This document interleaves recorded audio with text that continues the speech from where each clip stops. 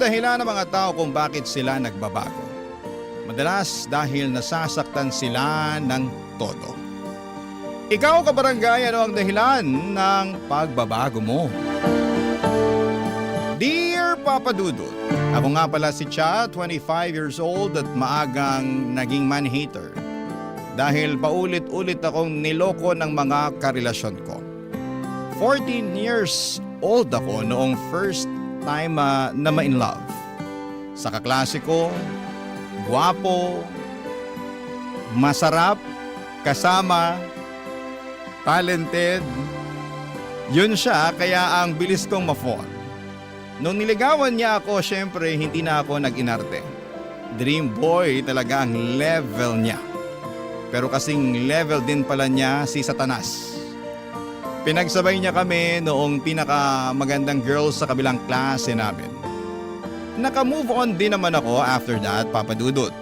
18 years noong next akong na-in love. Pero malas pa rin. Yung next kong naging boyfriend ay isa palang bakla. Akala ko kampante na ako na hindi niya ako ipagpapalit sa ibang babae pero pinagpalit naman niya ako sa ibang lalaki. Ang third boyfriend ko naman akala ko ay serious na. Maayos naman ang relasyon namin. Tinanggal niya ang trust issues ko at malalim na love ang na-feel ko for him. Tumagal po kami ng ilang taon bago siya nag-decide na iwanan po ako. Just because nanawa na siya sa akin. Boring daw ako, walang toyo, hindi nakikipag-away, hindi nagsiselos. Baliw, hindi ba? Sobrang na-hurt ako na dahilan kung bakit I choose na baguhin na ang pagkatao ko.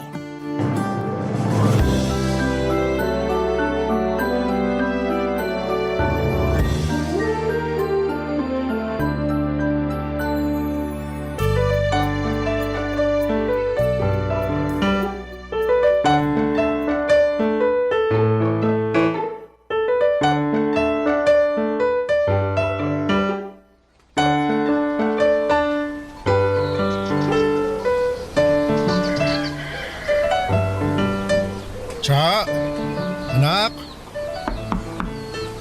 Pwede bang pumasok sa kwarto mo? May itatanong lang ako. Go lang po, tay. Pasok lang po. Anak, asan pala nakalagay yung... Ang ano po, tay? Bakit ganyan yung suot mo? Bakit po? Uso to ngayon, tay, ah. Di na naman kasi kayo nag-open ng social media, eh. Nakakakita na ako ng ganyang mga damit pero para sa mga lalaki. Bakit ikaw nagsusuot niyan? Saan yung mga bestida mo, yung mga blouse mo? Hindi ko na po gagamitin yung mga bestida ko, tay. Mas bet ko tong suot ko. Nak, panlalaki yan. Yun naman po ang goal ko, eh. Maging lalaki. Ha? Bakit? Kasi ayoko nang maging babae. Kasi, pag babae ka, lagi kong sinasaktan, pinapaiyak, niloloko. Ayun. Ano ba to? Nagre-rebelde ka ba, Cha? No po. Gusto ko lang itry maging lalaki para magets ko kung bakit parang hindi sila apektado kapag nakakasakit sila ng babae. At sa tingin mo, magigets mo yun kapag nagsuot ka ng damit ng lalaki? Ay, nako. Unti-unti po. After kong manamit ng lalaki, mindset ng lalaki naman ang next ko. Hanggang sa maging lalaki na talaga ako. Oo, di ba? Alam ko po, biologically impossible, pero ito lang po kasi yung nakikita kong way para makamove on dun sa mga ginawa sa akin ng mga lalaki. Feeling mo ba makakaganti ka sa kanila kapag nagpakalalaki ka? Nalalabuan ako kung paano mo maitatawid yung plano mo. Gusto ko lang ipakita sa kanila na ganito ang epekto ng panloloko nila sa mga babae. Baka sakaling makonsensya naman sila. Ay naku anak, kahit anong gawin mo, kung ang lalaki hindi pa nagmamature, hindi niya magigets siyang pinupunto mo. Hindi niya makikita na nakakasakit na siya. Maniwala ka. Lalaki ako oh. Dumaan din ako sa ganyan. Maswerte lang talaga na natagpuan ko yung nanay mo. Kaya ito, napabilis yung pagmamature ko. Pwede po ba yun talaga? Kapag nakilala na ng lalaki yung babaeng gusto nila, magbabago talaga sila. Hindi ko naman pwedeng sabihin na lahat ng lalaki ganon. Siyempre, yung alam ko lang, yung naranasan ko. Sa lagay ko, ganon yung nangyari nung nakilala ko yung nanay mo. Di ba nga kwento niya sa'yo, babaero ako nun? Best friend mo nga raw si nanay nun eh. Oo. Tapos, na-inlove ka sa kanya. Oo. Ayaw daw po niya sa inyo nun. Lagi nga niya kayong binabasted eh. Yun nga. Ang kapal lang kasi ng mukha ko na nanligaw pa rin sa kanya kahit alam ko namang madungis na yung reputasyon ko sa kanya. Pero, tinamaan ako sa nanay mo eh. Kaya pinaghirapan ko siya. Tsinaga akong kunin yung tiwala niya. Buti nga po na fall sa inyo si nanay eh. Mabuti talaga kasi kung hindi, baka hindi kita kasama ngayon. Naku, hindi ko ma-imagine ang buhay ko na hindi kayo kasama ng nanay mo. Kaya laking pasasalamat ko na pinagbigyan ako ng nanay mo noon. At hanggang ngayon, pinapatunayan ko sa kanya na tama yung desisyon niya na pagbigyan ako. Ay, sana lahat ng lalaki katulad nyo. Sana. Pero hanggat hindi ko pa nakikilala ang lalaking yun, ipagpapatuloy ko tong pagiging tomboy. At kahit nga na-touch at nabuhayan ako sa story ni nanay at tatay ay hindi ko pa rin binitawan yung plano ko. Magpapaka-tomboy pa rin po ako. Hindi ko naman ginupit ang mahaba kong buhok. Naging boyish lamang ako ng malala. Yung tipong walang gustong lumapit na lalaki sa akin unless serious sila na kilalanin at mahalin ako.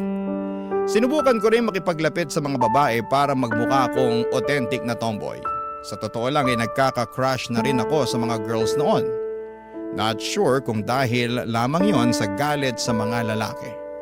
At sa journey ko ng pagiging tomboy ay nagkaroon ako ng bagong friend, si Ryan.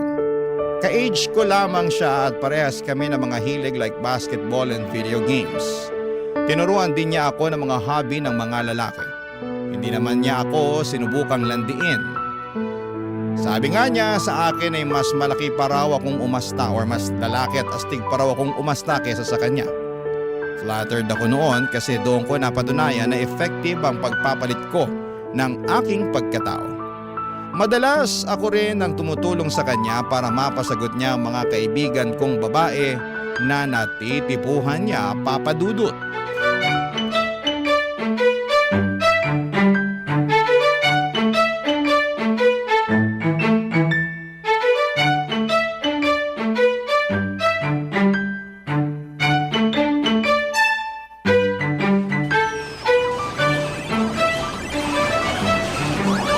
Saan tayo mamaya?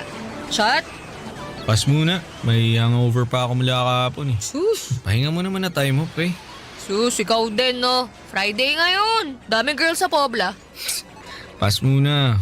Pero, meron kasi akong type na babae. Lo! Saan mo nakilala ha? Dating app? Pobla? Sa court? Kaibigan mo? Sus, yan ka na naman eh. Oo nga.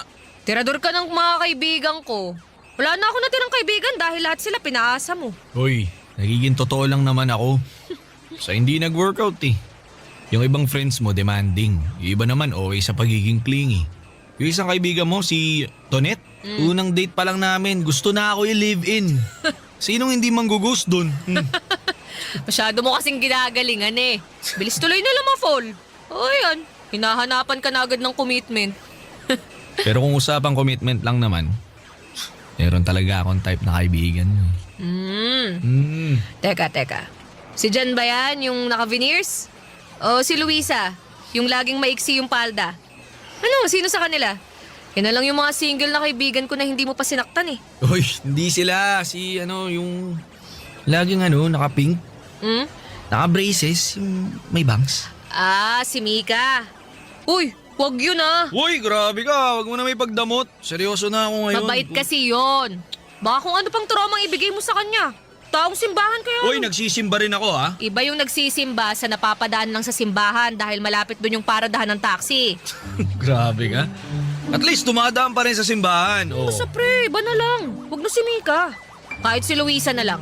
Mahilig ka naman sa nakapalda, di ba? Si Mika talaga yung gusto ko eh. Sige na, tsa. Last na to. Promise. Ganyan Last. din yung sinabi mo kay Pat eh. Anong nangyari, ha? Wala pang 3 araw, ginost mo na. Paano hindi ko naman i-ghost yun? Tinanong kung baog ba ako. Oh. Ano? Kasi gusto niya na ng lalaki makakabuntis daw. Tama bang yun yung topic namin sa unang chat ko sa kanya? Tingin mo. Kalokohan.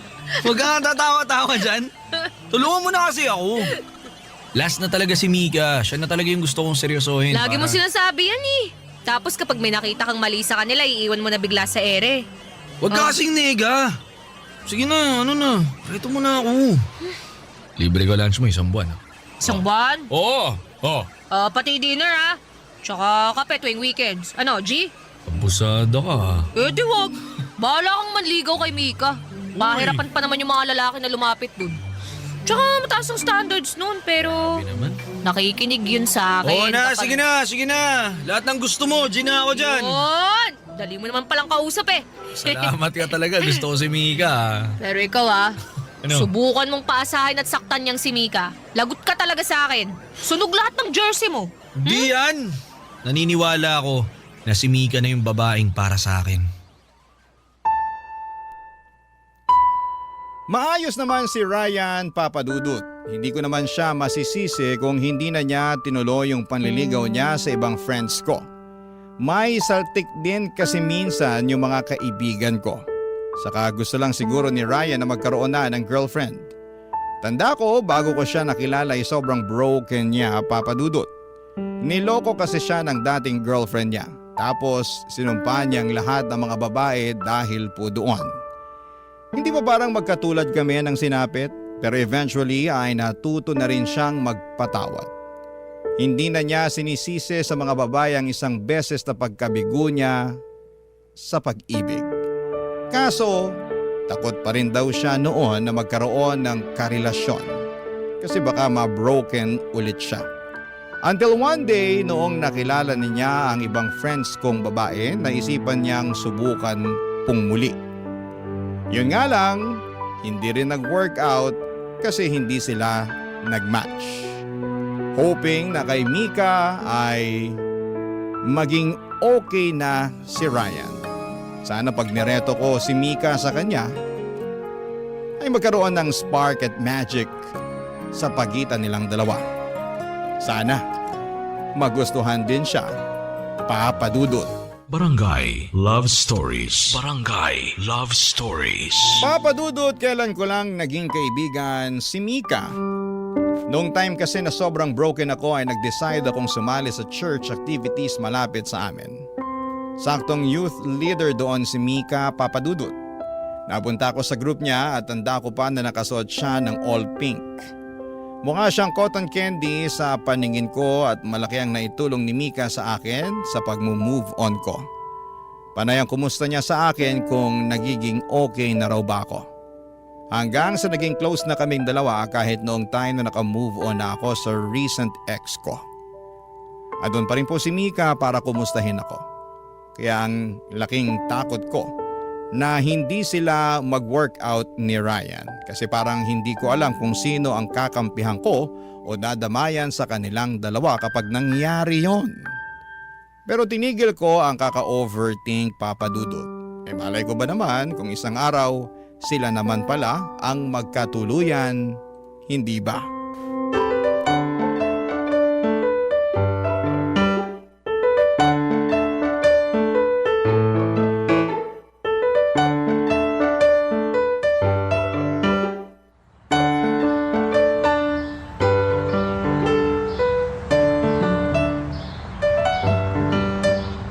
Kumusta yung grupo sa simbahan? Okay naman. Meron nga kaming bagong project na sisimulan namin bago matapos tong month. Saka Nga pala, may nagkakagusto sa yung friend ko. Si Ryan. si Ryan? Mm. Yung laging nakasuot ng jersey kahit hindi naman magbabasketball? Oo, siya nga. Type na type ka niya eh. Favorite din daw kasi niya yung color pink. Kaya ka ba pumunta rito para maging bridge ni Ryan sa akin? Parang ganun na nga. Ikaw kala ko naman gusto mo talaga akong kumustahin. Gusto naman talaga kitang kumustahin eh. Seryoso. Kumusta ba love life mo? May boyfriend ka na ba? Kasi kung wala pa, di kay Ryan ka na lang. Teka lang naman sis, binibigla mo ako sa mga sinasabi mo eh. Nagmamadali na kasi si Ryan na magpalakad sa'yo eh. Pagbigyan mo no. Okay naman yun eh. Kung makapag-sales talk ka sa kaibigan mo, kala mo siomay lang ino-offer mo eh. Mas masarap pa sa siomay si Ryan. Bakit? Natikman mo na ba siya? Yak! Ano ba? Hindi ko trip yun, oh. Kadiri naman yun. Bakit naman hindi? Pas na ako sa lalaki. Sakit lang ng ulo yan, eh. Sakit naman pala ng ulo eh. Di pass na rin ako dyan. Pero hindi ka dapat magpas kay Ryan. Pagsisisihan mo lang. Sige nga, i-convince mo ako para bigyan ko siya ng chance. Alam ko, sa itsura, hindi siya masyadong nabiyayaan. Pero habang tumatagal naman eh, kapag nasasanay ka na sa pagmumukha niya, maiisip mo na, yun, pwede na. Oh, ganun. Parang ayoko nang pwede na. Kung hindi naman basihan ng itsura, maayos talaga si Ryan. Nakakatawa yun, alam mo ba? Very sensitive yun sa ibang tao. Alam niya kapag bad mood ka. Tsaka gagawa siya ng paraan para mapasaya ka. Bibilhan ka niya ng ice cream o chocolate. Tapos alam mo, natatandaan niya lahat ng gusto mo. Kahit ikaw mismo, nakalimutan mo nang binanggit yun sa kanya. Pero siya pala, natatandaan pa. O, di ba? Talaga ba? Ang sweet naman. Sweet talaga yon. Tuwing birthday ko nga binabati ako nun eh. Sakto ng 12:00 ng hating gabi. Partida, maaga pa yung natutulog. Pero maghihintay yun ng 12:00. Mabati lang ako. O, di ba? Grabe ha. Wala sa itsura niya. Mukha siyang loko-loko at hindi seryoso. Mukha lang. Pero kapag nakilala mo siya, hindi naman pala. Malalim na tao yun. Matalino. Marami kang matututunan sa kanya. Tsaka sobrang galante nun. Lagi niyang iisipin kung ano muna yung gusto mo bago yung sa kanya. Feeling protected ka rin lagi kapag katabi ka niya. 'Di ba? Yun naman ang kailangan nating mga babae. Ay, dahil sa sinabi mong yan, parang gusto ko na tuloy siyang makilala. Sige, ireto mo na ako sa kanya. Yon, ayos! Nagulat ako nang mapa-oo ko kaagad si Mika Papadudut. Nagulat din ako sa sarili ko nang maramdaman kong kumabog ang puso ko. Lalo na nung dinescribe ko ang good qualities ni Ryan. Hindi ako makapaniwala sa mga lumabas sa bibig ko. Pero totoo naman lahat ng mga sinabi ko. Hindi lang dahil gusto ko siyang ireto kay Mika. Bigla rin akong nakaramdam ng selos nang maisip kong irereto ko na sila sa isa't isa. Doon ko na-confirm ang bagay na matagal ko nang dinidinay. Papadudut, gusto ko po si Ryan. Naunahan lamang ako ng takot na magmahal ulit kaya nagawa ko yung itago. At mas lalo kong nararamdaman na kailangan ko nga yung itago lalo't ako na ang magiging bridge nilang dalawa. Pero hindi ko kayang maghintulay sa kanila. Iniisip ko pa lamang ay nasasaktan na po ako. Kaya naman dinedelay ko ang pagbibigay ng sagot kay Ryan tungkol kay Mika Papadudut.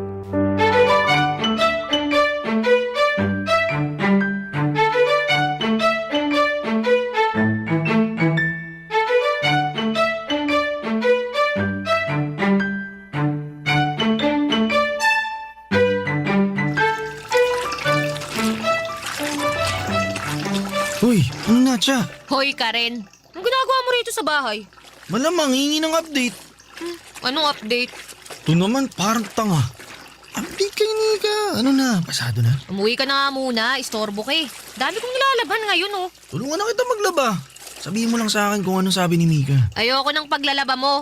Kung na nga yung tutulungan dyan eh. Hindi ka nga nakakatulong eh. Nung last na tinulungan mo ako maglaba, yung mga dekolor ko biglang namuti. Yung mga puti naman nangitim. It's the thought that counts. Sus, tot, that counts ka pa. Umalis ka nga. Sumagot ka na Marami pa muna talaga kasi. akong gagawin. Ano nga? Nakausap mo na ba si Mika? Oo na. O ano sabi? Basta. Siya naman eh. Pinapaasa mo lang ba ako kay Mika? Ano na ba nangyayari? Ilang araw ka nang umiiwas sa akin ha? Kala mo hindi ko napapansin? Ay nako, sigurado ka bang gusto mo si Mika? Oo nga. Dumaan nga ako sa church nila nung isang araw eh. Grabe, ang ganda niya. Sana, di na siya magpahaba ng bangs. Tsaka sana, lagi siya nakapink. Lakas mga babae. Alam mo, nakakairita ka na. Umalis ka na nga. Grabe ka. Ba't ba kanina mo pa ako pinapaalis? Kasi marami pa nga akong gagawin. May tinatago ka, no? Ha? Ako? May tinatago? Oo. Ba't di ka makasagot tungkol kay Mika? Ano ba nalaman mo? Ano, busted na ako? Ay nako, eto na nga. Ayoko lang talagang manggaling sa akin pero dahil makulit ka, sasabihin ko na. Mabaho ang paa ni Mika. Huh? Kahit nakasapatos yun, maalingaso yung amoy ng paa niya. Alam mo yung cheese na nabubulok? Ganun na ganun. Diri naman. Oo! Kaya nga sa simbahan, laging nakatutok yung electric fan sa paa niya eh. Para lang mahanginan at maitaboy ang baho. Seryoso ka ba? Oo nga. At saka eto pa alam mo bang kahit bagong ligo siya, amoy ginisang sibuyas pa rin ang kilikili niya? Weh! Oo! Kahit 1 kilometer away ka sa kanya, maaamoy mo eh. Sobra ka naman. Kaya ikaw din. Gusto mo pa bang manligaw ng babaeng mabaho ang paa tsaka kilikili ha? Oy, saka balita ko ha. May kuto yun. Kaya laging nakabangs. Pero, gusto ko pa rin siya eh. Lah, gusto mo siya kahit ganun na ang mga sinabi ko sa kanya? Madali lang naman solusyonan yung baho ng kilikili. Deodorant lang yun, tsaka foot spray. Ako bahala dun. Bibilang ko pa siya. Pati yung pinakamalakas na antibacterial soap. Hanapin ko yun para sa kanya. Kung kuto naman kalaban, gata lang kalaban nun. Ganun kasi ginawa ni nanay nung nagkakuto kami ni ate noon eh. Akong bahala. I can fix her.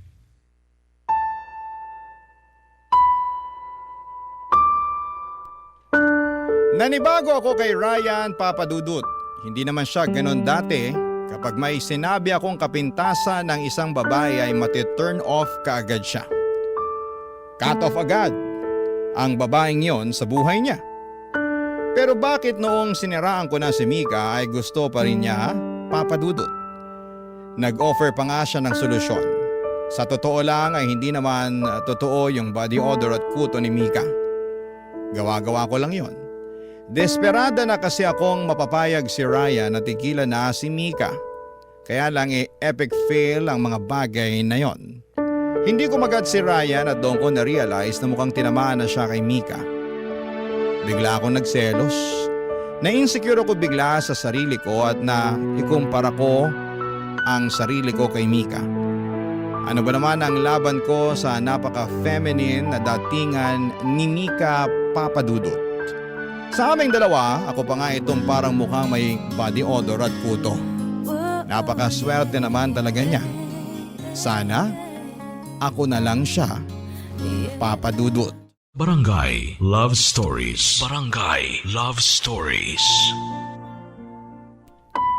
Tinuloy ko pa rin ang pagiging bridge kina Mika at Ryan Papadudut. Masakit man pero kailangan ko nang gawin bago pa makahalata si Ryan na iniiwas ko na sa kanya si Mika. Ang sakit kaya nun.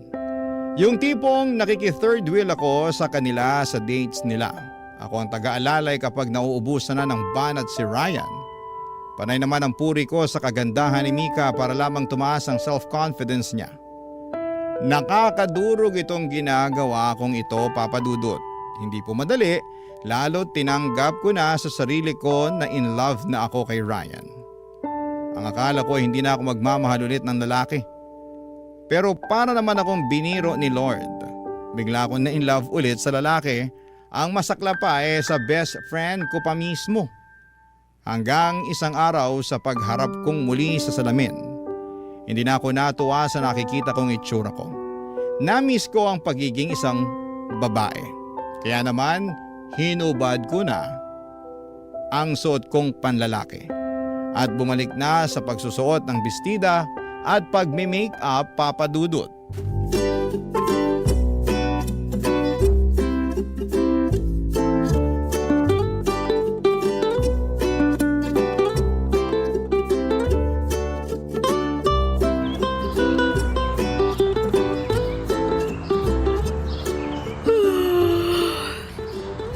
Nakakaantok naman. Cha! Cha! Si Ryan? O Ryan! Sino ka? Baliw! Si Chato! Andiyan na si Mika? Poser, hindi ikaw si Cha. Ba't nakabistida ka? Tsaka ba't naka-lipstick ka? For a change! For a change ka dyan. Sobra naman yata itong ginagawa mong change. Bakit? Hindi ba bagay sa akin? Sakto lang. Dapat ba mas floral yung dress na sinuot ko? Kulang ba sa tangkad tong heels ko? Mas bagay ba pag naka-red o pink lipstick? Ikaw ba talaga yan?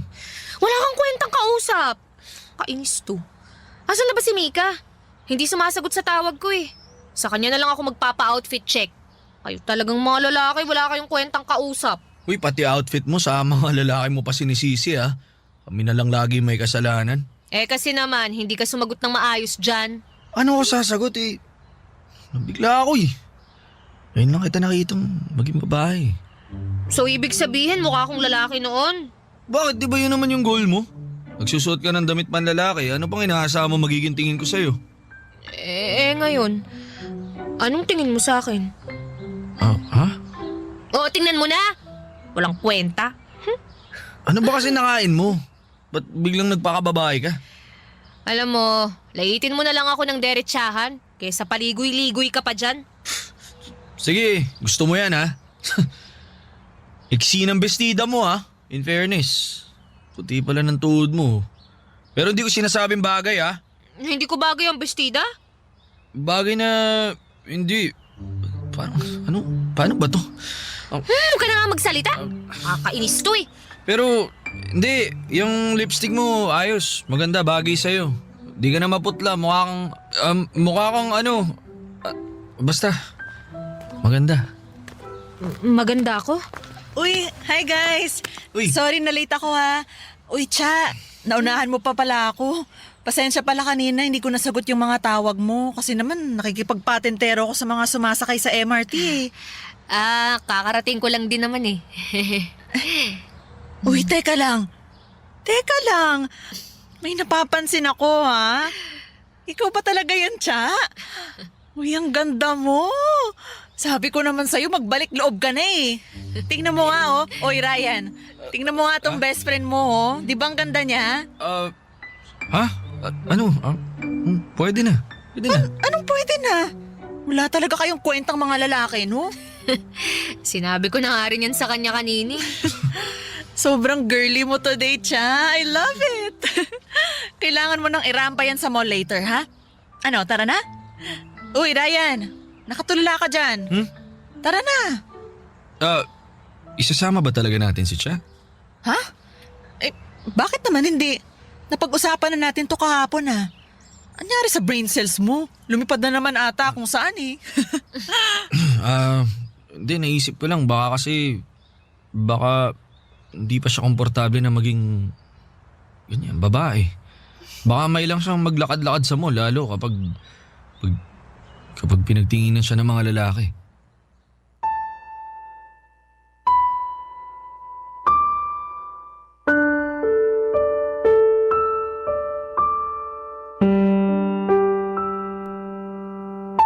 Hindi ko alam kung dilulo lang ba ako, Papa Dudut, pero kita ko sa mga mata ni Ryan ang paghanga sa pagbabago ko. Panayang tingin niya sa akin lalo na kapag hindi nakatingin si Mika sa kanya. Ako naman ay nagpapanggap na hindi ko yon napapansin. Deep inside ay grabe ang kilig ko. Buong araw na magkakasama kaming tatlo sa mall at nakaramdam ako ng tensyon sa pagitan namin ni Ryan hanggang pag-uwi ay napapaisip ako at napansin na ba talaga niya ako. Naghihintay ako ng chat sa kanya, umaasa na baka umamin na rin siya. Pero inabot na ako ng umaga sa kakahintay ay wala siyang message sa akin. Pagkatapos noon ilang araw na niya akong iniwasan. Nasaktan ako. Akala ko naman may chance na ako sa kanya, nagrebelde ako. Pero hindi na ako bumalik syempre sa pagiging boyish. Sinubukan ko nang makipag-date, sumama sa mga party kung saan ay merong mga lalaki na pwede kong magustuhan. Isang gabi ay nasundan ako ni Ryan sa isang birthday party na invited ako, Papa Dudut.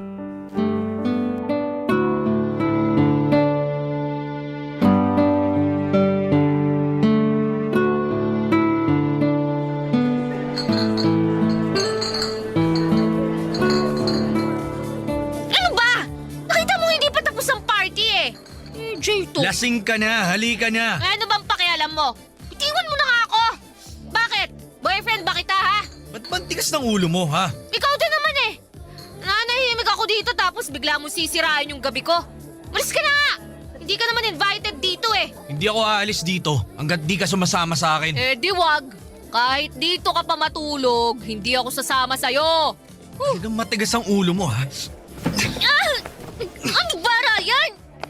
Itiwan mo nga ako! Bigat mo! Subukan mong pumasok ulit sa loob ng bahay na yan. Tatamaan ka talaga sa akin. Ano bang pakialam mo? Bakit mo ba ako ginaganito? Inaano ba kita ha? Sino ka ba? Ba't ba ang tapang mo, ha? Gusto lang naman kitang protektahan eh. Hindi ka na nga makatayo ng maayos, oh. Gusto mo ba man mangyari sa'yong masama? Wow! Oo, isa pagiging protective ah. Ano ka, boyfriend? Ay, wait. Best friend lang pala kita. Best friend! Halika na. Umuwi na tayo. Halika Iwan na. mo ako sabi eh! Bakit ba hindi mo nalang tinuloy-tuloy ang pag-iwas mo sa akin, ha? Bakit kung kailan gusto na kitang kalimutan, tsaka ka biglang lalapit? Tiya, Oo, Ryan! Magkamilan na tayo! Gusto kita! Gustong gusto! Pero ang manhid mo! Nakita mo na ang pagbabago ko pero wala lang sa'yo!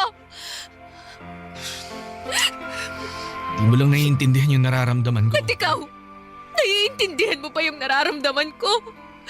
Sa tuwing nagpapatulong ko para mapasagot si Mika? Sa tuwing sinasama niyo ako sa date yung dalawa? Kala mo ba okay lang ako doon? Ryan, para akong tanga! Tinutulungan kita sa kaibigan ko! Kahit sa totoo lang, gusto ko sa akin ka lang! Gusto ko rin naman akin kay. Ano? Akala mo ba madali para sa akin to? Sa una pa lang gusto na kita. Kahit mas lalaki ka pang manamit kaysa sa akin, gusto pa rin kita. Pero kinailangan kong itago yun. Kasi lagi kang galit sa mga lalaki. Alam mo, ayos lang sa akin na i-reject ako ng mga kaibigan mo. Ayos lang sa akin, busted din ako ni Mika. Pero hindi ikaw. Ayoko. Kaya hindi ako umamin sa'yo nun. Kasi iniisip ko palang na i-reject mo na ako parang hindi ko na kaya. Kasi alam ko pati pagkakaibigan natin mawawala pag sumugal ako sa'yo. Ryan, totoo ba yan? Sinubukan ko naman pigilan eh. Kaso lumala nung nagdamit pang babae ka na. Alam mo naman kainahan ko yung ganyan, di ba? Tsaka ang ganda-ganda mo. Tsaka sobra. Di ka mawala sa isip ko eh. Kaya, yun. Umiwas ako kasi lumalalim na lalo yung feelings ko para sa'yo eh. Paano si Mika? Sinabi ko na sa kanya yung totoo. Ayun, ayos lang daw sa kanya. Sabi niya, di naman daw niya ako ganun ka-type. Nahiya lang daw siya tumanggi sa akin kasi nireto mo ako sa kanya. Meron daw talaga siyang gusto sa church nila. Alam mo, nagpapatulong nga sa akin. So, paano na to? Paano na tayo? Eh, kung di ka na bad trip sa lalaki, liligawan na sana kita. Paano kung may galit pa rin ako sa mga lalaki? Hindi tatanggalin ko yung galit na yan.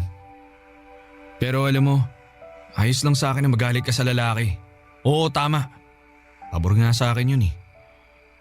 Para siguradong akin ka na. At hindi ka natitingin sa iba.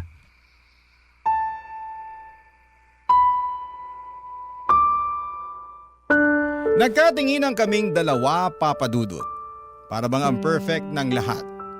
Parang may fireworks sa paligid na tanging kami lamang dalawang nakakakita at nakakarinig. Napakasaya sa pakiramdam. Sa isang iglap ay nawala lahat ng takot ko at galit sa mga lalaki. Parang ang sarap lang ulit magtiwala. Sa ngayon ay inaaral kong tanggalin ang galit ko sa mga lalaki. Malaking tulong si Ryan dito. Mapagpasensya si Ryan sa mood swings ko. Kapag naalala ko ang mga nangyari sa past ko ay andyan siya para i-assure ako na mag-heal din ako. At dahil po doon ay mas lalo akong lumalambot. Iba talagang nagagawa ng totoong pag-ibig sa tao. Walang kahit na anong galit o trust issues ang magwawagi. Basta meron lang isang tao na handa kang intindihin. Maraming salamat po sa pagbasa ng aking liham. Ang inyong kapuso at Barangay Forever, Cha. Kwentuhan naman tayo dito sa comment section. Ang mga kwento ng pag-ibig, kwento ng buhay, at kwento ng pag-asa dito sa Barangay Love Stories. Love Stories.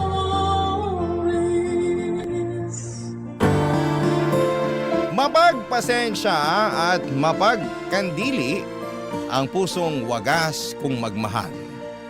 Ngunit napupuno rin po ito kapag paulit-ulit na binabaliwala at sinaktan.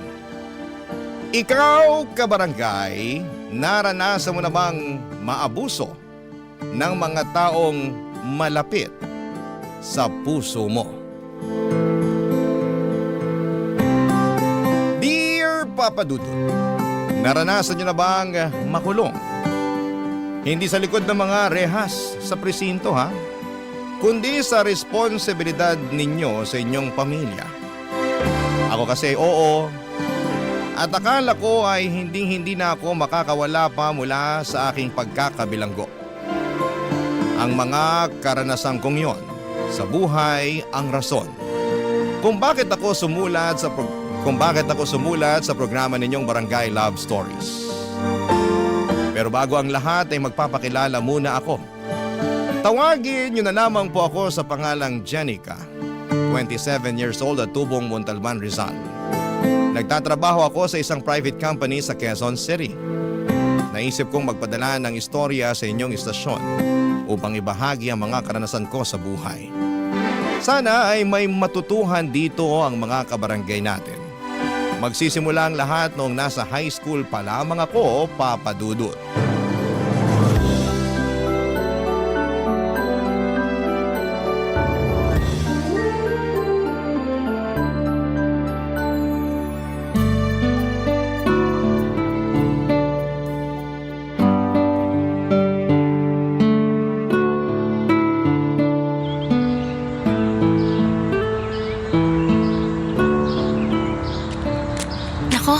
Sana magustuhan ni nanay itong mga binili kong pastillas mula sa baon ko.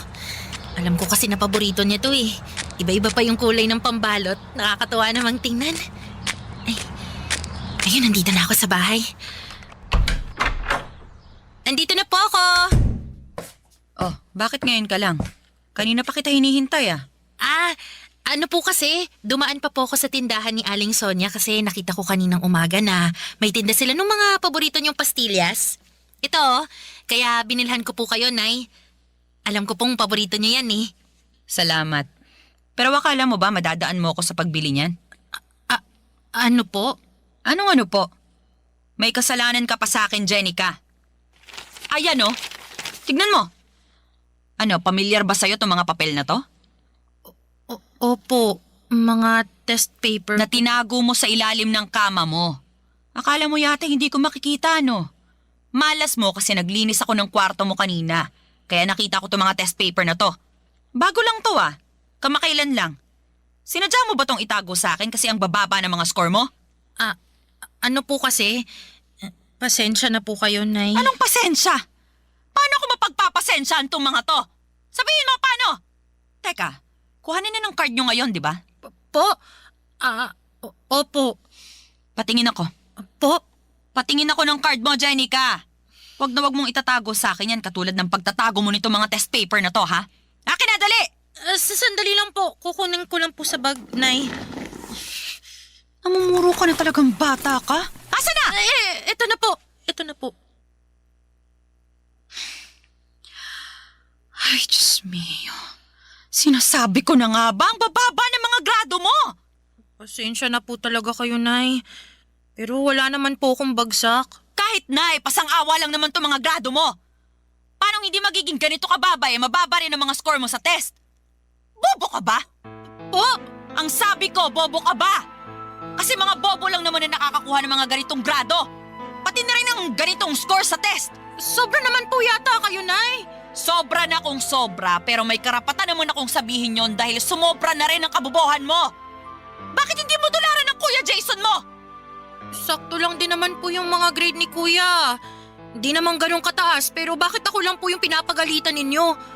Grabe naman po kayo magalit sa akin, ay wala naman po akong bagsak. Ba't nakuha mo pa talagang mga tuwiran, ha? Nagsasabi lang naman po ako ng... Kumpara naman sa kuya mo, mas marami naman siyang kayang gawin kesa sa'yo. Magaling siyang tumugtog ng drums. Kaya nga nasali siya sa banda ng eskwelahan ninyo, hindi ba? Mahusay din mag-basketball. May itsura kaya laging laman ang mga pageant. Magaling makisama, magiliw kaya maraming natutuwa sa kanya.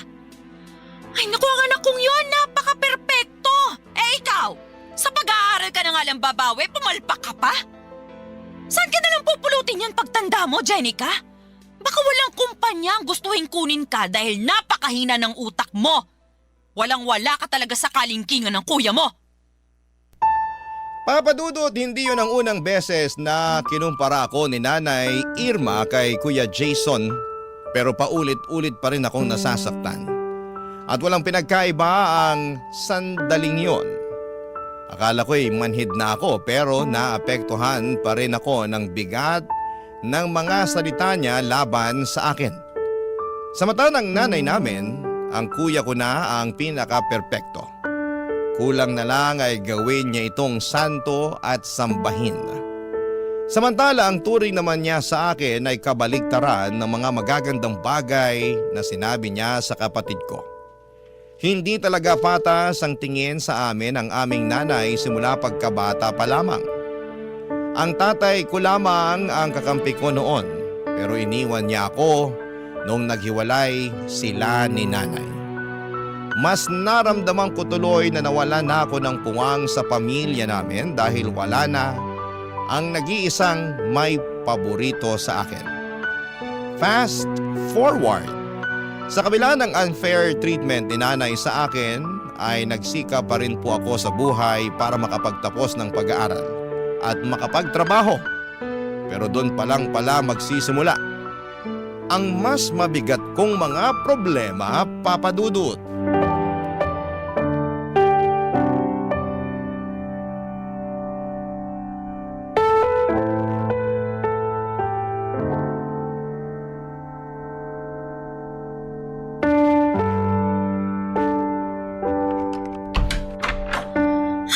Pambihira namang Pilipinas to. Oh. Ang lala na talaga ng traffic. Mas nakakapagod pa bumiyahe araw-araw kaysa sa aktwal na trabaho sa opisina eh. Wala na ba talagang pagbabago? Buti pa makaupo nga muna. Oy! Ilang oras kang nakaupo sa opisina tapos pagdating mo sa bahay uupo ka na naman. Hindi ka ba napapagod? Napapagod po, kaya nga po ko uupo. Mamaya ka na umupo. Akin na muna. Yung ano po? Tanga ka ba? Di yung sweldo mo. Baka nakakalimutan mo, araw ng bigay mo ngayon ng sweldo. Kanino ko pa iniintay yan eh. At singilan na naman sa renta. Naubusan din tayo ng gas. Naku, sumabay pa talaga. Hindi ko tuloy natapos yung niluluto ko. Anak ng lintik. Ano na? Asan na yung pera? Teka lang naman po, Nay. Kukunin ko po muna rito sa wallet ko. Naku, bagal-bagal mo talaga. Ito na po, Nay. Akin na. Anak ka ng tukneneng, bakit ganito lang? Po? Sabi ko, bakit ganito lang? Wala ka na bang idadagdag dito? Wala na po, Nay. Sagad na po yan. Kakasabi ko lang, di ba? Singilan na ng renta, tapos naubusan pa tayo ng gasol. Hindi ko naman po sagot yung pagbili ng gasol, di ba? Toka po yan ni Kuya, kaya bakit parang balak niyong kunin dyan sa sweldo ko? Bakit hindi? Maliit lang din naman ang ibinigay ng kuya mo. Kaya pambili lang yun ng bigas. Wala na rin yung panggas, hindi na kasya. Di naman po yata tama na sa akin kayo maghahanap ng extra na pera. Dapat po kay Kuya. Bingi ka ba talaga o ano? Maliit nga lang ang nabigay ng kuya mo. At tingin ko, wala na siyang malalabas pa, kaya sa'yo ko na lang sana kukunin yung pambili natin ng gas. Wala na nga rin po kung malalabas, Nay. Anong wala? Dapat meron! Ha? Ano pong sinasabi niyo? Hoy, Jenica, alam naman natin na mas mataas ng kaunti ang sinesweldo mo kaysa sa kuya mo. Dapat may extra na pera ka, lalo na sa mga ganitong panahon. Yung nagkukulang ng ambag ang kuya mo. Hinay, hindi naman po itong unang beses na nagkulang ng ambag si kuya sa bahay natin eh. At saka sa lahat ng yun, palagi akong sumasagot. Akong nag-a-adjust. Kahit nga wala na sa budget ko, pinipilit kong magbigay. Pero mali naman po yata na ako lang palagi yung pinapasalo nyo. Lalo na ngayon na wala rin akong mailabas. Di rin po katwiran na mas mataas yung sweldo ko kaysa kay kuya. Magkano lang naman yun, Nay? Teka, nanunumbat ka ba? Hindi po. Wala pong panunumbat doon. Anong wala? Iyon ang tinutumbok mo eh. Ang dami mong sinasabi. Responsibilidad mo naman talagang mag-ambag sa pamilya natin. Pero responsibilidad din po ni kuya yun. Kaya bakit ako lang yung pinupukpok nyo, Nay? Pag si kuya, sakto lang ang inaambag o kaya kulang, wala naman kayo masyadong sinasabi. Pero pag ako, sangkatutak na sermon yung abot ko sa inyo.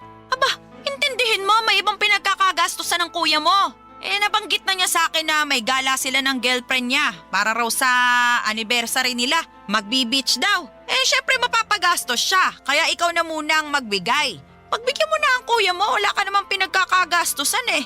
Tsaka, hoy, Jenica, paalala ko lang, huwag ka muna magpapamilya ha. Aha? Po, paano naman po napunta dyan ng usapan, Nay?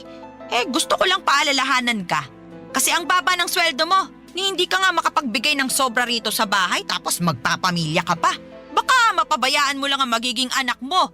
Kasi saktuhan lang naman palagi ang kinikita mo. Kawawa naman ang magiging apo ko sa'yo. Papa Dudut, wala pa sa isipan ko ang magkaroon ng sariling pamilya dahil sa nakaatang na responsibilidad sa aking mga balikat. Kaya madalas ay said ang pera ko at wala na halos natitira sa akin kundi pamasahe na lamang. Minsan nga ay pati yun ay kinukuha pa ni nanay kesyo nakukulangan daw siya sa ibinibigay ko. Hindi ko tuloy mapigilang mainggit kay kuya dahil kung magkano lang ang maibigay niya ay wala nang sinasabing malala sa kanya ang nanay namin. Sa bagay, ano pa ba ang dapat kong asahan paborito nga siya kesa sa akin.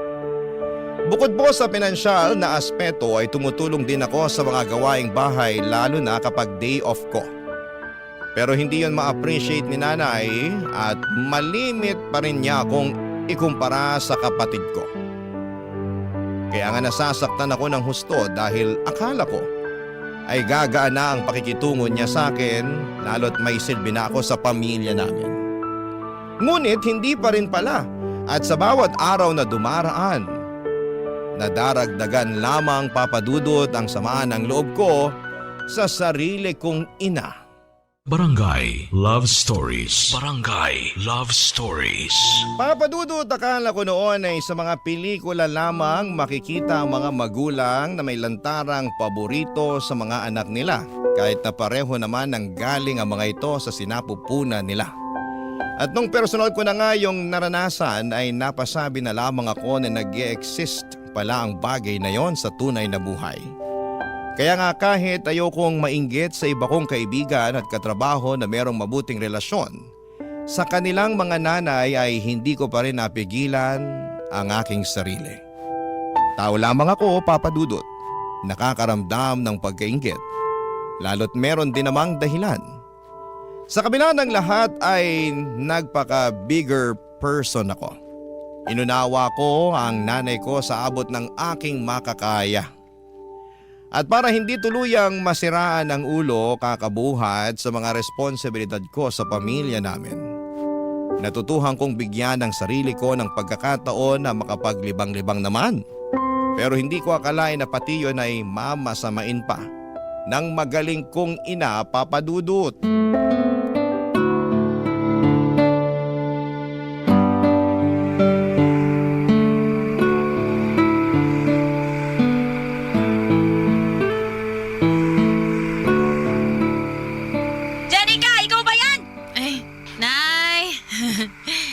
Nandito na po ako. Bakit ngayon ka lang? Sira na ba ang orasan mo at hindi mo na namalayan kung ano oras na? 12:00 na ng madaling araw ah! Alam ko naman po yun kasi di naman po sira yung orasan ko. Tingnan nyo. Bagong bili pa tong relo ko. Patingin niya ako niyan. Aray ko naman po, dahan-dahan lang, Nay. Ka talaga ng tatay mong siraulo. Bago nga tong relo mo at mukhang mamahalin pa. Kailan mo to binili, ha? Sabihin mo, At magkano ang bili mo rito? Nung nakaraang araw lang. Kalma lang kayo, Nay. Mura lang naman po yan. Magkano nga? Di, 5,000. 5,000? Para sa relo? Tapos, natuto ka ng uminom ng alak? Kaya ba ngayon ka lang dumating kasi uminom ka pa, ha? Sagutin mo ako, Janica! Opo, Nay. Nagkaayaan kasi yung mga katrabaho ko na nagumimik. Sumama na po ko kasi wala naman pong pasok bukas. At magkano ang nagastos mo, ha? Po, Magkano ang nagastos mo dyan sa gimmick-gimmick nyo na yan? Maliit lang naman po. Mga 2,500. 2,500? Aba, ano maliit dyan? Marami ka nang mabibili dyan kung binigay mo na lang sana sa akin. Pati yung pinambili mo ng lintik na relo na yan. Jenny, 5,000 rin yun. Sana sa akin mo na lang ibinigay. Nay naman, palagi na lang po ba sa inyo, sa bahay o sa pamilya natin mapupuntang sweldo ko? Paano naman po ako? Paano naman ang sarili ko eh? Ako nga po yung nagpakahirap sa pagtatrabaho. Tapos... Tapos ano? Ayan ka na naman eh. Hirap sa'yo, akala mo kung sino ka malaki ang sweldo kung makapanumbat. Hindi po ako nanunumbat. Nagsasabi lang po ako ng totoo. Walang totoo sa mga sinasabi mo. Puro ka lang pagmamataas. Bakit si kuya? Ano si kuya mo? Pag si kuya ang bumibili ng mga bagong gamit niya, kahit na mamahalin at kahit na magkulang ang inaambag niya rito sa bahay, ayos lang sa inyo. Suportado niyo pa nga eh. Narinig ko, sinabi niyo pa sa kanya na nailibre naman niya ang sarili niya dahil nagpapakahirap siyang magtrabaho para sa pamilya natin. Ako rin naman po Nagtatrabaho rin naman po ko, Nay. Nag-aambag din ako dito. Tumutulong ako sa mga gawaing bahay pero bakit parang wala akong karapatan na bilhan ng sarili ko gamit ang pera na pinaghirapan ko? At bakit naman nasali rito ang kuya mo? Labas naman siya sa usapan. Yan ang hirap sa inyo, Nay. Pagdating kay kuya, nagmamalinis kayo. Ano ba pinagsasasabi mo? Ang pinag-uusapan natin dito, yung pagbili mo ng kung ano-ano, samantalang malaki ang pangangailangan natin dito sa bahay. At yung pag-inom mo ng alak, kababae mong tao lasinggera ka. Tapos ano, kasama mo mga katrabaho mo ka mo? Ilan ang lalaki sa mga yon, ha? Sagutin mo. Bakit niyo po ba gustong malaman? Sagutin mo, sabi, ilan ang kasama niyong lalaki? Ilan kayo lahat? 8 po. 3 kami mga babae at... Napakalandi mo talaga! Ano pong sinabi niyo, Nay? Saan naman po galing yan? Ano hindi ko sasabihing malandi ka? Sino bang matinong babae ang sumasama sa mga lalaki para makipag-inuman? Wala naman po kaming ginagawang masama eh. Uminom lang, nagkasiyahan. Kahit na! Nung panahon namin, magkahawak lang ang mga babae at lalaki, pinapakasal na agad ng mga magulang. Ganoon kami kakonserbatibo nung araw. Pero ngayon, napakawalang yanin ng mga kabataan. Janica, ayusin mo lang talaga, ha? Baka isang araw umuwi ka na lang dito sa bahay na umiiyak at sasabihin ginahasa ka ng mga kainuman mong lalaki. Kapag nangyari yun, Janica, naku! Baka palayasin pa kita sa pamamahay natin. Papadudod, pakiramdam ko ay wala na akong karapatang magsaya dahil lamang sa hindi pareho ang nararamdaman namin ng pamilya ko. Lalo na ng nanay ko. Yun bang dapat kong malungkot at miserable sila ay ganoon din ang maramdaman at estado ko sa buhay. Kaya nga sakal na ako ng mga panahong yon. Pakiwari ko ay sarili kong pamilya ang pumapatay sa akin. At pag hindi ako gumagawa ng paraan upang kumawala sa kanila, ay baka tuluyan na akong masiraan ng ulo. Kaya nga para hindi mangyari yon habang meron pang natitirang kaunting pagkatino sa isipan ko at pag-asa sa puso ko, ay nag-decide akong planuhin ang pagsasalba sa aking sarili. Hindi madali para sa akin ang bagay na yon dahil nga mahal na mahal ko ang pamilya ko. Kahit na hindi kami pareho ng nararamdaman sa isa't isa. Pero ginawa ko pa rin at bilang unang hakbang ay kinausap ko nga si Kuya Jason Papadudut.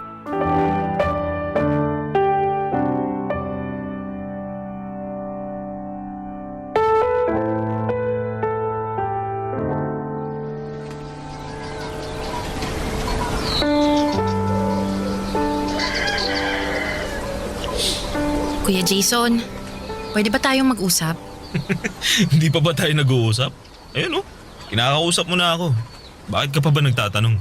Seryoso ako. O bakit? Seryoso rin naman ako ah. Itong mukhang to? Mukha ba nagbibiro? Tungkol ba kasi saan ang gusto mong pag-usapan natin? Parang biglaan naman yan. Ano kasi? Matagal ko na tong pinag-iisipan. Tapos, nitong nakaraang gabi, nakapag-decide na ako na gusto ko na talagang gawin yung bagay na to, kuya. At kailangan mo tong malaman. Teka, ano yan ha? At saka, bakit kailangan ko malaman yan? Dahil magkapatid tayo.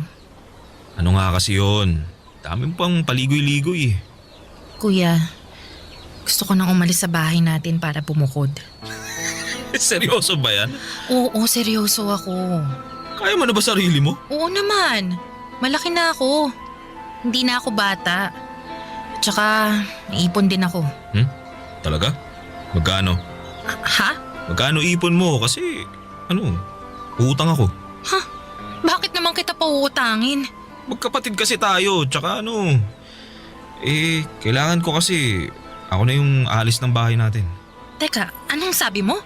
Magpapakasal na kami ng girlfriend ko at gusto na naming bumukod ng bahay kaso kinulang yung pang-down namin dun sa rerentahan naming apartment eh. Sakto, nabanggit mo may ipon ka kaya ayun. Utangin mo muna ako. Huwag ka na umalis sa bahay natin kasi walang kasama si nanay pag umalis ako. Kawawa naman yun. Bakit ka pa aalis? Dito na lang kayo tumira ng girlfriend mo sa bahay. Ako na lang ang aalis, kuya. Hindi pwede kasi ayaw ng girlfriend ko na makisama sa biyenan niya kaya gusto niya bumukod kami. Saka gano'n naman pag mag-aasawa, di ba? Dapat naman talaga nakabukod. Wala ka pa namang asawa kaya ikaw ang wag umalis. Maawa ka naman sa nanay natin pag iniwan mo siya mag-isa. Gusto mong maawa ko kay nanay. Sa akin ba? Naaawa ka? Ha? Kuya, alam mong hindi mabuti ang pakikitungo sa akin ng nanay natin. Naririnig mo at nakikita mo kung paano niya ako tratuhin, di ba? Kulang na nga lang, isuka niya ako sa pamamahay natin eh. Kulang na lang palayasin niya ako. Di lang niya magawa kasi nakakapag-ambag ako ng pera. Sa ating dalawa, kuya, ikaw ang mas paborito niya. Kaya bakit ako yung kailangan maiwan dito sa bahay para samahan at alagaan siya? Hindi lang naman ako ang anak niya. Hindi ka rin naman talaga marunong umintindi, no? Mag-aasawa na nga ako at ayaw na mapapangasawa ko na makisama kay nanay. Baka araw-araw mag-away lang sila eh. Maging sakit ko pa sa ulo. Ikaw na wala pang asawa ang dapat umintindi sa sitwasyon. Saka anong kinalaman ng trato ni nanay sa'yo at pagiging paborito niya sa ating dalawa? Hindi ko naman kontrolado isip nun. Alam mo, kung gusto mong umalis, di umalis ka. Iwan mo si nanay. Pabayaan mo siya. Wala kang konsensya. Wala kang pagmamahal sa magulang mo. Ako pa talagang walang konsensya at pagmamahal sa magulang natin, ha? Bakit? Sino pa ba? Alam nga naman ako. Basta pautangin mo ako. Papadudot, wala akong nagawa nang magdesisyon si kuya na umalis sa pamamahay namin kesyo gusto na raw niyang mag-asawa. At bilang nag-iisa na lamang niyang kapatid ay ako ang naiwan sa bahay para alagaan ng nanay namin. Simula noon ay pakiramdam ko ay lalo akong nawala ng kalayaan na gawin ang mga bagay na gusto ko dahil nakabilanggo ako sa mga responsibilidad sa pamilya namin na ako lang mag-isa ang pumapasan. Hirap na ako, Papa Dudut, pero gusto kong humingi ng saklolo pero wala akong mahinga ng tulong. Noong kami na lamang dalawa ni nanay sa bahay ay lalo kong naramdaman ang pag-ayaw niya sa akin. Pero kahit na ganon, ay hindi ko pa rin siya magawang iwanan kagaya ng ginawa ni kuya. Matanda na kasi noon si nanay at madalas na ring magkasakit. Hindi ko maatim na pabayaan na lamang ang nanay namin dahil mahal ko siya. Barangay Love Stories. Barangay Love Stories. Papadudo, tulad ng sinabi ko ay mahal ko pa rin si nanay kahit na halata namang hindi niya ako mahal. Inaasikaso at inaalagaan ko pa rin siya sa abot ng aking makakaya. At kahit na si Kuya Jason ang paborito niya ay hindi na ako nagdamdam masyado. Sa halip ay hinayaan ko na lamang siya sa gusto niya dahil alam ko na hindi ko na mababago ang isip niya. Ginawa ko na lamang ang papel ko sa buhay niya bilang isang anak. nagtrabaho ako ng mabuti at nagbigay ng sweldo sa nanay ko. Tumutulong sa bahay namin pag day off kahit na paulit-ulit niyang sinasabi na hindi niya kailangan ng tulong ko. Sa kabilang banda ay ramdam ko na kailangan talaga ako ni nanay. Lalo pa noong biglaan siyang na-stroke, Papa Dudut.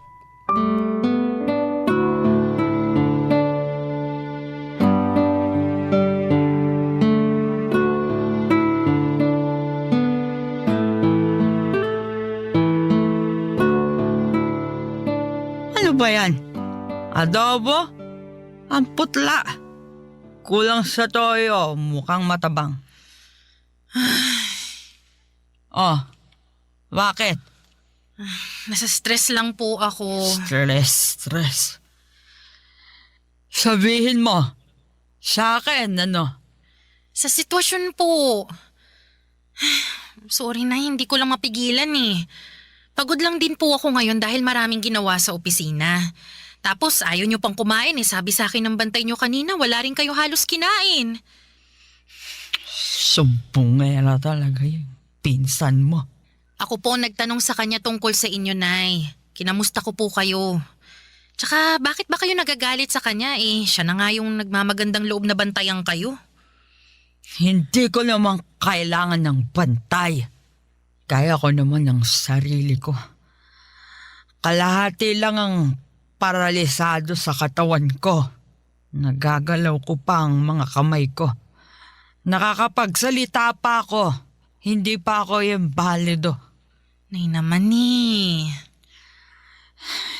Kuya mo na lang sanang kasama ko. Sana siya na lang din na nag-aalaga sa akin. Yung nagluluto ng pagkain ko. Mas masarap pa siya magluto kumpara sa luto mo na hindi maintindihan ang lasa. Wala na nga po si Kuya. Umalis na rito sa bahay natin kasi nag-asawa na, di ba? Eh kaya nga sana nandito siya. Bakit ba panay kayo hanap kay Kuya? Eh andito naman ako para alagaan kayo. Panay kayo hanap sa wala eh simula nung na-stroke kayo. Mabibilang na lang sa kamay ko sa daliri yung mga pagkakataon na binisita nila kayo rito sa atin. Basta. Mas gusto ko ang kuya mo. Kung meron lang talagang pagpipilian. Hindi ikaw ang gusto kong mag-alaga At sa sa tingin ninyo, gusto ko na ako mag-alaga sa inyo? Anong sabi mo? Nay, sumusobra na po kayo eh. Kung makapagsalita kayo, parang wala na akong ginawang mabuti sa pamilya natin, no? Lagi niyong pinamumukha sa akin na wala akong silbi, na kulang ang mga effort ko, na palagi na lang si Kuya ang magaling at nakakalamang. Lagi niyo na lang akong kinukumpara sa kanya. Anak niyo rin naman ako, di ba? Bakit, Nay? Bakit kayo ganyan sa akin? Bakit pagdating kay Kuya ang bait-bait niyo? Tapos sa akin hindi?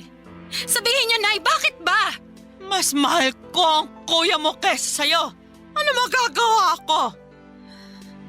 Tsaka kahit anak kita, kahit nang galing ka sa sinapupunan ko, hindi kita ginusto.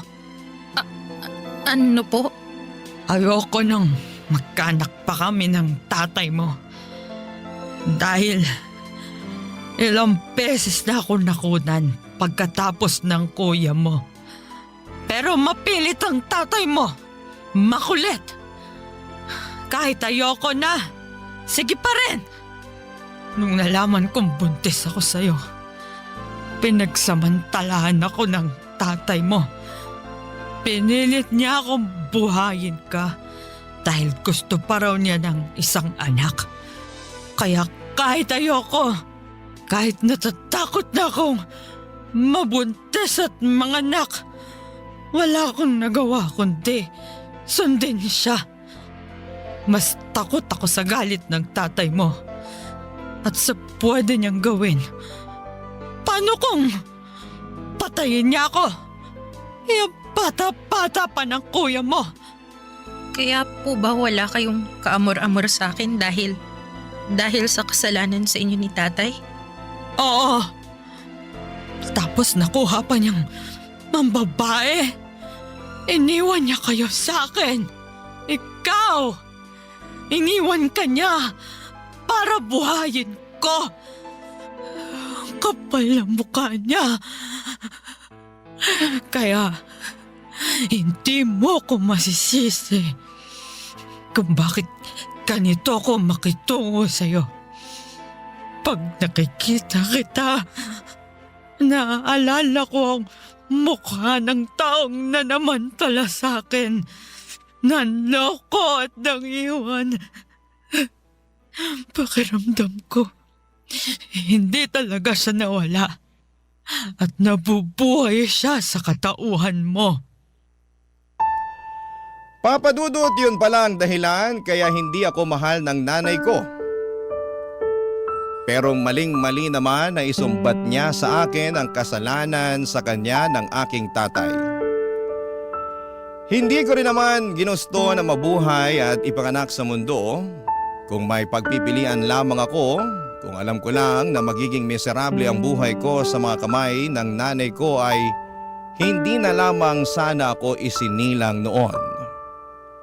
Sana ay namatay na lamang ako sa sinapupunan ng nanay ko. Nagpatuloy ang hindi magandang trato sa akin ni nanay kahit na ginagawa ko naman ang lahat para alagaan siya, irespeto at unawain.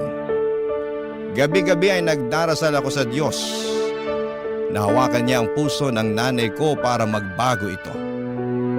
Pero imposible na yatang mangyari yon dahil sa kabila ng karamdaman ni nanay ay mas naging malala pa ang trato niya sa akin. Sa katunayan ay nagawa na rin niya akong saktan kapag inis na siya. Bagay na hindi ko kayang tiisin, Papa Dudut. Doon ko na naisip ang isang bagay na ni sa hinagap ay hindi ko akalaing magagawa ko sa kanya. Dinala ko si nanay sa apartment ni Kuya tulad ng palaging bukang bibig niya na mas gusto niya na si Kuyang mag-alaga sa kanya kesa sa akin. Bukod doon ay dala-dala ko rin ang iba niyang mga gamit, damit at gamot. Nagpatulong na lamang ako sa pinsan ko para madala siya sa nirerentahang apartment ng kapatid ko na gulat sa pagdating ko.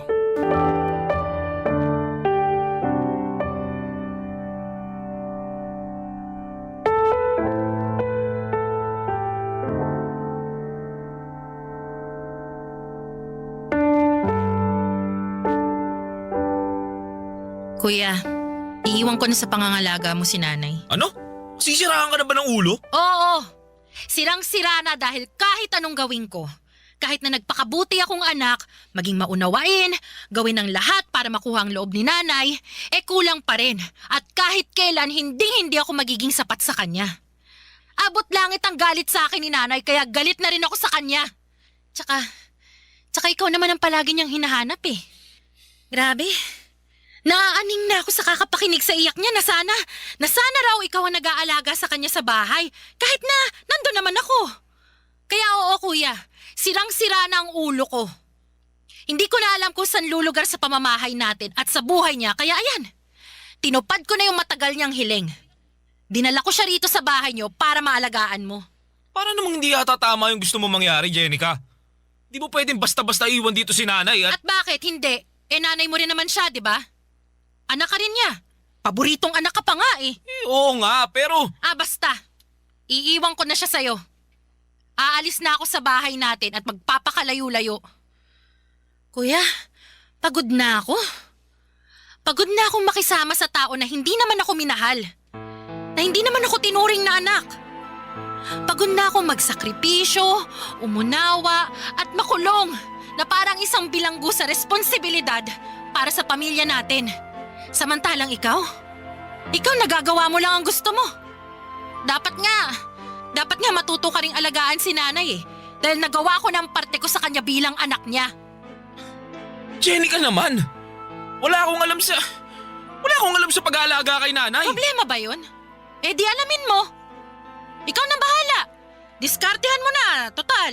Lagi namang sinasabi ni nanay na magaling ka. Di patunayan mo. Ipakita mo sa kanya. Kasi ako kuya, nagawa ko na yan eh. Hindi nga lang niya na-appreciate, kaya ayoko na. Suko na ako. Panahon na siguro para unahin ko naman yung sarili ko. Marami rin kasi akong gustong gawin eh. Marami akong mga lugar na gustong puntahan pero hindi ko magawa dahil wala, nakatali ako kay nanay. Wala naman sanang kaso na alagaan ko siya kung naging maayos lang din ang pakikitungo niya sa akin eh. Pero sa araw-araw na lang na ginawa ng Diyos eh. Palala na ng palala si nanay. Nananakit na siya, kuya. Lalo na pag naiinis siya sa akin. Tingnan mo to. Oh, tingnan mo tong braso ko. Ang daming kurot at pasa mula sa mga hampas niya. Sumusobra na siya, kuya. Pagod na akong pakisamahan at tiisin yung ugali niya. Kahit nanay pa natin siya, ayoko na. Kaya kuya, ikaw nang bahala sa kanya. At saan ka naman pupunta? Sa malayo. Sa lugar na hindi ninyo alam para hindi nyo na ako mahahanap.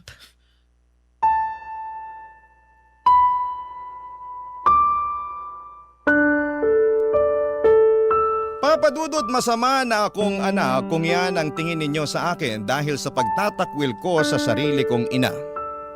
Ngunit kung hindi ko po yun gagawin ay baka matagal ko nang kinitil ang sarili kong buhay sa pagtitiis na pakisamahan siya.